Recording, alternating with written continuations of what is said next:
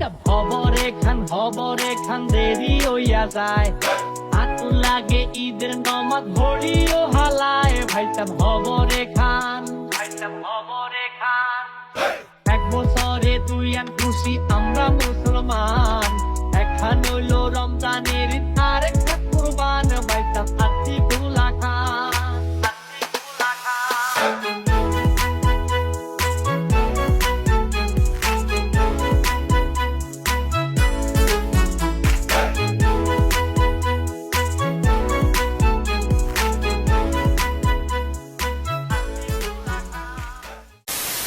আসসালামু আলাইকুম গাইস, কি অবস্থা সবার? আই হোপ আপনারা সবাই ভালো আছেন। তো দেখতে দেখতে রোজার ঈদ শেষ হয়ে কোরবানি ঈদ চলে আসলো। তো আজকে আমরা চলে যাব গ্রামে। তো সকাল 5টার দিকে ঘুম থেকে উঠে রেডি হয়ে এখন চলে যাচ্ছি মেইন রোডের দিকে। তো এবার গ্রামে শুধু আমরা তিনজনে যাব, আব্বু, আমি আর আমার ছোট বোন। আমার ভাইয়া আর আমার আম্মু এবার গ্রামে যাবে না। তো মেইন রোডে এসে আমরা লোকাল বাস বা সিএনজির জন্য অপেক্ষা করতেছিলাম, কারণ এখানে আমরা গ্রামে যাওয়ার বাস পাবো না, তাই আমাদেরকে সায়দাবাদ যেতে হবে। তো অনেকক্ষণ অপেক্ষা করার পর আমরা একটা লোকাল বাস পেয়ে যাই। তো এটাতে উঠে এখন চলে যাচ্ছি সায়দাবাদ। তো সায়দাবাদ এসে টিকিটটা কেটে আমরা বাসে উঠে বসলাম।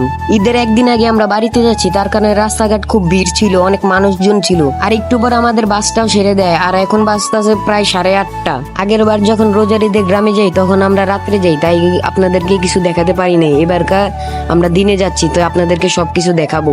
আমাদের গ্রামে যাওয়ার সময় অনেক সুন্দর সুন্দর ব্রিজ, অনেক সুন্দর সুন্দর জায়গাগুলো পড়ে। আমরা এখনো ঢাকা থেকে বের হতে পারিনি, আর এর মধ্যে এত জ্যাম, পুরো রাস্তা জ্যাম ছিল। আর আমি আপনাদেরকে একটু দেখাই আমাদের জ্যামটা কোথা থেকে পড়েছে। ওই মাথা থেকে শুরু করে এই পর্যন্ত আমাদের জ্যামটা পড়েছে। 1 ঘন্টা জ্যামে বসে থাকার পর ফাইনালি আমাদের জ্যামটা ছেড়ে দেয়, আর আমাদের বাসটাও এখন চলে যাচ্ছে। আর আজকে আর আকাশটা খুব মেঘলা মেঘলা ছিল, তো আমাদের বাসটা এখন মেঘনা ব্রিজের উপরে দিয়ে যাচ্ছে। বাসটা তেল পাম্পের একটি সামনে এসে দাঁড়ায়, তেল নেওয়ার জন্য দাঁড়ায়। আর আমি এদিক দিয়ে একটা শসা নিয়েছিলাম, একটা না মানে বিক্রি করতেছিল, তাই আমি এখান থেকে শসা কিনে নিয়েছি, কারণ বাইরে যে পরিমাণে গরম ছিল। তেল নেওয়ার পর আমাদের বাসটা আবারও চলা শুরু করলো।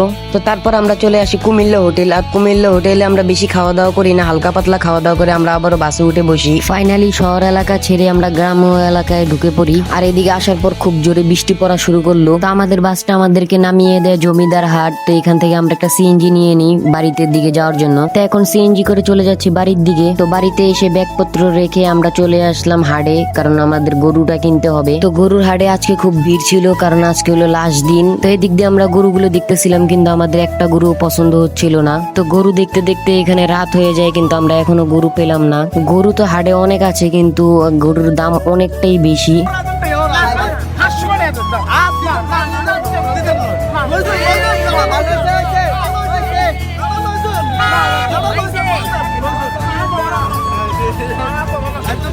তো আপনারা তো দেখলেন লাস্টে উনি 500 টাকার জন্য ছাড়তেছিল না, তার করার কিছু ছিল না। তো 500 টাকা দিয়ে আমরা গরু নিয়ে এখন চলে যাচ্ছি বাড়ির দিকে। তো এটা হচ্ছে পরের দিন, মানে ঈদের দিন। তো এখন যাচ্ছি আমরা নামাজ পড়ার জন্য ঈদগাহ মাঠে। তো রাস্তা দিয়ে আমরা 2টা গরু দেখলাম, সাদা, খুব সুন্দর সুন্দর, অনেক বড় বড় ছিল। তো মাঠে এসে নামাজ পড়ে দাঁড়িয়েছিলাম কিছুক্ষণ আব্বুর জন্য, কারণ আব্বু ভিতরে এখনো বসে আছে। তো নামাজ পড়ে চলে আসলাম আমাদের গরুর কাছে, কারণ এখনই লাস্ট দেখা, একটু পরে গরুকে নিয়ে যাবে জবাই দেওয়ার জন্য। তো তার কিছুক্ষণ পরে হুজুর আর কসাই চলে আসলো, আর গরুটাকে শক্তপোক্ত করে বাঁধছে এখানে। তো গরু জবাই দিয়ে এখানে কাটাকাটি গুলো হচ্ছে। তো এখানে গরু কাটাকাটি কাজটা সবাই মিলেই করছে একসাথে। আর এদিক দিয়ে আমি আর আমার ফুফাতো ভাই বাসায় চলে আসি খাওয়া দাওয়া করার জন্য, কারণ আমরা সকাল থেকে খুব কাজ করছিলাম। তো খাওয়া দাওয়া শেষ করে আমি আর আমার ফুফাতো ভাই চলে আসি একটু বাহিরে ঘোরার জন্য, কারণ আমরা সারাদিন খুব কাজ করছিলাম, তো শরীরটা খুব ক্লান্ত। তো এখন একটু বাজারের দিকে যাব ঘোরাফেরা করার জন্য। তো আজকের মতন এই পর্যন্তই। তো কেমন লেগেছে আজকের ঈদ ব্লগটা? যদি ভালো লেগে থাকে তাহলে একটা লাইক করে দিবেন, আর যদি ভাই আপনি চ্যানেলে নতুন হয়ে থাকেন তাহলে একটা প্লিজ সাবস্ক্রাইব করে দিন,